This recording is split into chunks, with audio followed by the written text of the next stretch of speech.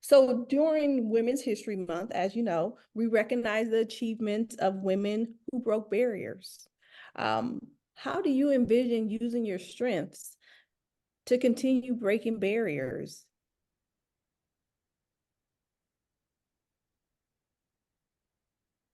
It's a good question.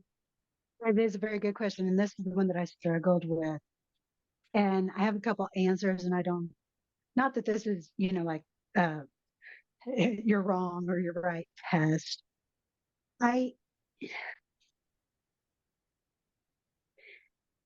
I think one thing that I've learned and one thing that I observe is, in talking about mentors, I've also always observed just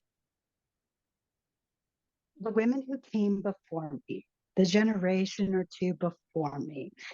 And as I entered my career, I would watch Mhm. and just watch. And there were a lot of cautionary tales, I think, that didn't, you know, generations before us, they had to give up a lot of themselves as women to Mhm. fit in. Um, and with that, sometimes those mentorship opportunities weren't there. There was more of that. Um, I had to sacrifice X to get here, so you will too. I'm hoping that that's one thing that I've been as myself trying to correct where yeah, I've had to go through some things to get all of us together where we need to be. But I can't hold it against someone who's younger than me who Right. didn't experience it. And I had a training years ago, several years ago, where a group of us women, Gen X and older, were talking about being sexually harassed at work. And this younger lady at that time, she would have been like in her early 20s, and she couldn't believe it as we're telling these stories. Mhm. And she's like, I can't believe you guys lived through that. Like that does not happen now. And we're like, you're welcome. You know, you're welcome because it did.